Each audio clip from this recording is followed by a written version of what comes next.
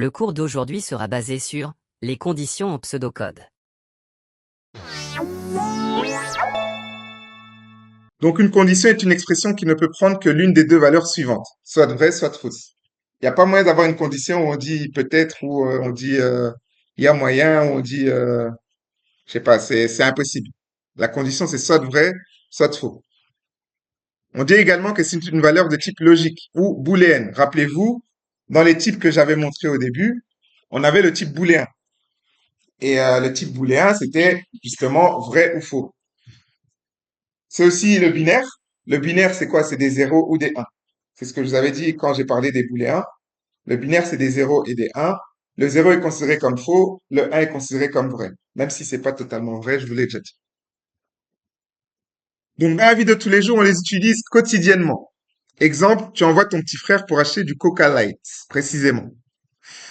En lui disant bien, va au Lidl voir s'il y en a, pardon. S'il y en a pas, tu lui dis, va alors au Aldi voir s'il y en a. S'il y en a pas, tu dis, va à l'épicerie du coin voir s'il y en a. Et s'il y en a pas, prends-moi seulement une boisson. Au pif, aléatoire.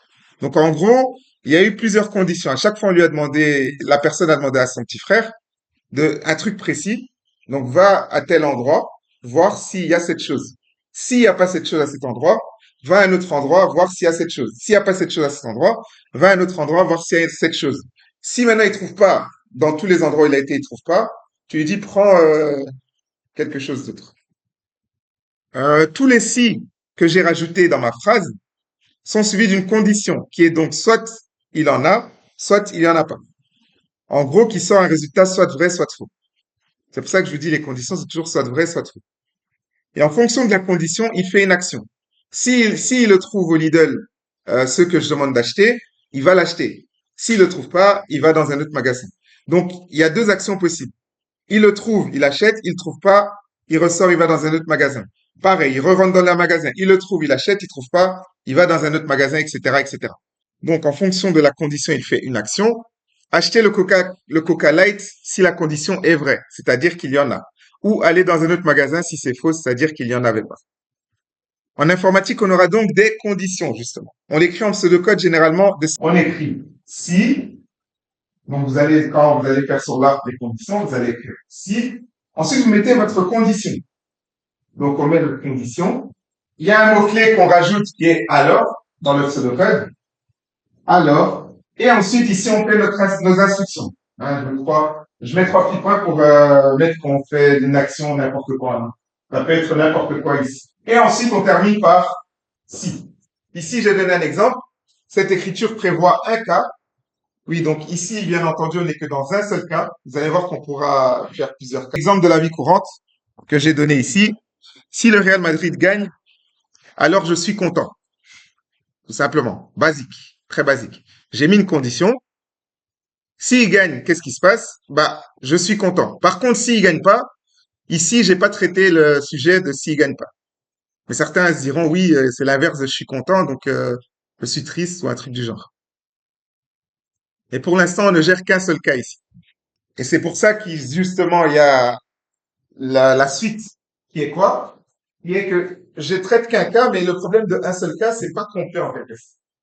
C'est-à-dire qu'on aime bien avoir la suite, le contraire, allez, l'autre possibilité. Je vous ai dit que c'est soit vrai, soit faux.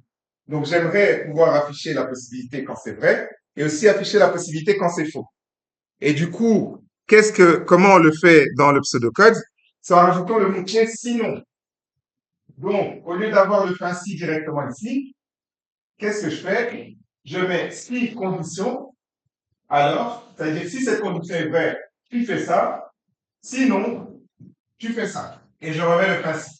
Là, l'exemple que je donne, si tu as plus de 18 ans, donc la condition c'est d'avoir plus de 18 ans, qu'est-ce que tu fais? Tu dis que tu es majeur, on dit que tu es majeur, sinon tu es mineur. Il n'y a pas moyen d'avoir entre les deux. Vous voyez, c'est impossible d'être mi-majeur, mi-mineur, ça n'existe pas. C'est d'office, soit tu es majeur, soit tu es mineur. C'est toujours des choses comme ça qui est, soit c'est un truc, soit c'est un autre. Au niveau de la condition, on va pouvoir utiliser ce qu'on appelle des opérateurs. Les principaux opérateurs de comparaison que vous rencontrerez sont les suivants. Égal à, c'est un égal. Ça, c'est facile, hein. Donc, c'est un égal A, c'est un simple égal. Différent de, c'est points d'exclamation différents en pseudocode. Et ça, c'est partout. Non, c'est pas partout, mais c'est dans la plupart des langages. Strictement supérieur dans la plupart des langages, c'est comme ça. Donc, plus grand que, ce sera comme ça. Strictement inférieur, ce sera comme ça. Supérieur ou égal, ce sera bien entendu comme ça. Donc, on met d'abord plus grand et ensuite on met le égal. Et inférieur ou égal, on mettra d'abord le petit et puis le égal. Tout cela ici, vous les verrez tout le temps. Quand vous allez commencer à coder, quand vous allez coder, vous verrez tout le temps ça. Ces comparaisons n'ont un sens que si les variables, que l'on compare sont de même type bien entendu. On va pas comparer est-ce que bonjour est égal à 10, non, c'est pas logique, de comparer ça, par contre, est-ce que 10, c'est plus grand que 8, ça c'est logique de comparer des choses du même type. Essayons de faire un exercice qui demande votre genre. Par exemple, si vous êtes une femme, indiquez EF, et si vous êtes un homme, indiquez EM. À la fin, nous déterminerons votre genre. Comme l'exemple devant vous.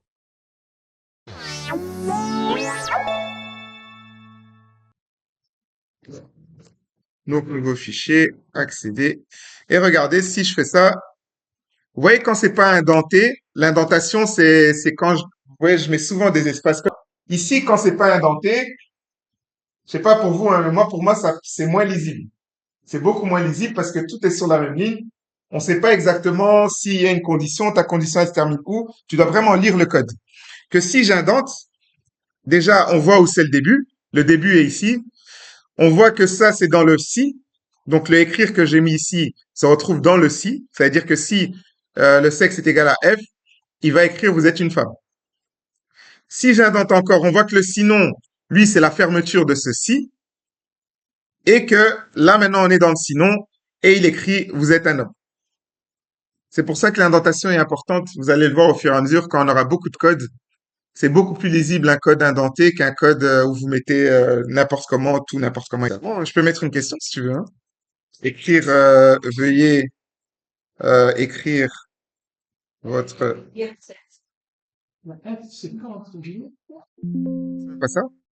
C'est ce que Erika a donné la réponse, mais dans le sens où je lui ai dit, c'est plus loin que ça, dans le sens où c'est en fait le sexe ici, là.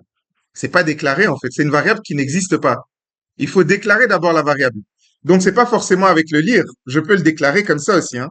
Sexe égale F par exemple. Et là c'est bon, c'est déclaré. Lire règle le problème en effet, hein. Je peux mettre un lire sexe, mais c'est vraiment la déclaration de la variable. La variable n'existait pas, du coup c'est pour ça que ça n'existait pas.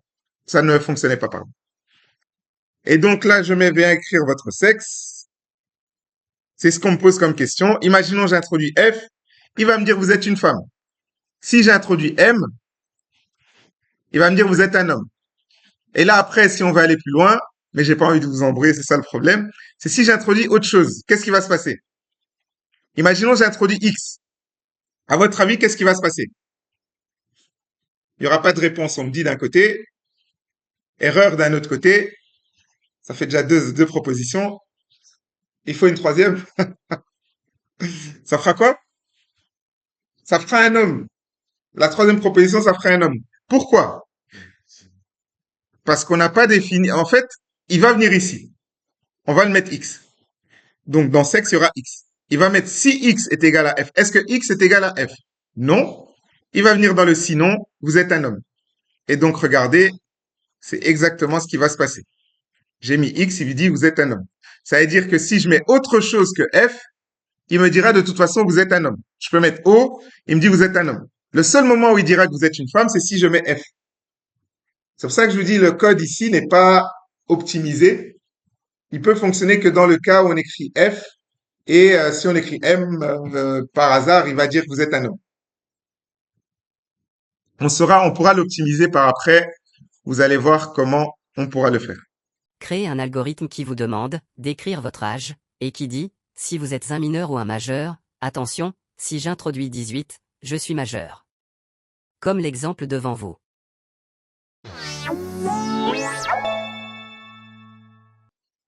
Et donc, qu'est-ce que je dois faire pour poser une question? Écrire. Écrire quoi? Directement comme ça. Il faut me préciser, les amis. Il faut me préciser. Donc, veuillez introduire votre âge et après, Lire. lire âge. Et là, maintenant, ça règle le problème. Donc, si j'exécute, veuillez introduire votre âge. J'introduis 2, il me dit vous êtes mineur. Si j'exécute, veuillez introduire votre âge. J'introduis 25, il me dit vous êtes majeur. Celle-là. Donc, qu'est-ce que je dois changer ici, Franck? Je veux comme message final, vous avez âge an et vous avez 18 ans par exemple et vous êtes majeur. Vous avez, Et entre guillemets, après, virgule, âge, virgule âge, virgule encore, virgule encore, et vous êtes majeur entre guillemets. et vous êtes majeur, entre guillemets. C'est ça qu'il fallait. Je vais prendre la même chose pour mineur, copier-coller, je vous ai dit que c'est la vie. J'ai besoin du et aussi, et du vous aussi. Copier, coller is the life. Voilà. Vous avez Zach. On a oublié quoi? On a oublié l'an. Ouais. Ah, ouais. On a oublié an. Donc, si j'exécute et que je mets 8, il me dit vous avez 8 ans et vous êtes mineur. Et c'est vrai. Si j'exécute et l'utilisateur maintenant il dit j'ai 45 ans, il dit vous avez 45 ans et vous êtes majeur. Et c'est vrai. Et le dernier test, c'est si j'introduis 18, il me dit vous avez 18 ans et vous êtes majeur. Donc, ça fonctionne. Écrivez un algorithme qui vérifie si vous êtes vacciné ou pas. Je fais quoi? Alors, écrire, Écrire, entre guillemets, êtes-vous vacciné? êtes-vous Vacciné? vacciné? Point Point d'interrogation, et je mets oui ou non. Ouais. Et fermer les guillemets. Fermez les guillemets. Lire réponse. Lire réponse, magnifique. Alors, si réponse Si égale, réponse, égale oui, entre guillemets oui, alors écrire, écrire, entre guillemets, bravo, vous êtes vacciné et en sécurité, fermez les guillemets. bravo, vous êtes vacciné et en sécurité, les amis. Sinon, Sinon, écrire, ouais, sinon, écrire, entre guillemets, sinon, écrire entre guillemets. là, vous n'êtes pas vacciné. Oula, Bon, vous chance, n'êtes pas vacciné. Bonne chance, la chance. chance. C'était totalement ça à l'époque. Fin si. Je coupe. Si j'exécute. Veuillez, êtes-vous vacciné? Et moi, imaginons que je suis pas vacciné. Oula, vous n'êtes pas vacciné. Bonne chance, la chance. J'ai mis non. Par contre, si je suis vacciné et que je mets oui, bravo, vous êtes vacciné et en sécurité. Donc, c'est le fonctionnel. Ça fonctionne. C'est pas optimisé. Je le redis encore, c'est pas optimisé. On va voir comment optimiser au fur et à mesure. Donc, on utilise entre chaque condition qu'on rajoute. Si condition 1, ou et condition 2, ou et condition 3, ou et condition n, alors, et là maintenant on fait nos fameuses réponses. Sinon, on fait l'autre chose. Donc, c'est avec ces opérateurs qu'on pourra associer plusieurs conditions. Donc, si je veux toutes les personnes âgées entre 18 et 25 ans, tous deux non compris, je peux faire ça. Si âge plus grand que 18 et âge plus petit que 25, alors, et là maintenant, ça fonctionne. Là, ça fonctionnera bien et on aura bien une tranche entre 18 et 25 ans, non compris, donc il accepterait tous les âges à partir de 19 ans jusqu'à 24 ans. Il faut savoir qu'avec les opérateurs logiques, il y a des règles. Il y a des règles qui vont vous paraître logiques au bout d'un moment. C'est que vrai ou vrai, ça donne vrai. Donc, quand on a une condition qui est vrai, et on a un ou, ensuite une autre condition qui est vraie, le résultat final donne vrai. Quand on a vrai ou faux, ben, c'est ce que je vous ai expliqué ici avec le fameux âge pour entrer en boîte de nuit et la personne qui connaît le boss. S'il a 17 ans, normalement, ça veut dire que c'est faux. Par contre, s'il connaît le boss, c'est vrai. Et vrai ou faux, ça donne vrai. C'est ce que j'ai mis ici. Vrai ou faux donne vrai. Par contre, faux ou faux, ça donne faux, ça fait sûr. Dès qu'il y a des faux tout le temps, partout, ce sera faux. C'est sûr à 100%. Maintenant, on a le et. Et avec le et, vrai et faux, ça donne faux. Rappelez-vous ce que j'ai dit ici. Si maintenant j'ai 35 ans, j'ai 55 ans, 55 c'est plus grand que 18, c'est vrai. Par contre, 55, est-ce que c'est plus petit que 35, c'est faux. Du coup, on a vrai et faux. Et vrai et faux, ça donne faux. C'est ce que j'ai mis là. Vrai et vrai donne vrai, ça c'est logique. C'est comme faux et faux donne faux, c'est totalement logique. Par contre, non, et puis c'est tout, il n'y a pas de par contre. Non, vrai et vrai donne vrai, et faux donne faux, bien entendu. Donc le plus important, c'est surtout les fameux vrai et faux. Le vrai et faux, il faut toujours vous dire, il faut que quand on a le et, il faut que les deux conditions soient réunies pour que ce soit vrai. Quand on a le ou, il faut qu'une seule des conditions soit vraie pour que ce soit vrai. Tout simplement. Pour résumer, si vous utilisez des ou, il suffit qu'il y ait une seule des conditions vraies pour que le résultat final soit vrai. Si vous utilisez des et, il suffit qu'il y ait une seule condition fausse pour que le résultat final soit faux. Essayez de m'écrire justement un algorithme qui demande d'introduire un âge au clavier, et que s'il est entre 18 et 25. Il m'affiche, vous avez âge, et vous pouvez profiter de la promotion Stage First. Sinon il affiche, vous avez âge, et vous ne pouvez pas profiter de la promotion Stage First. Comme l'exemple devant vous.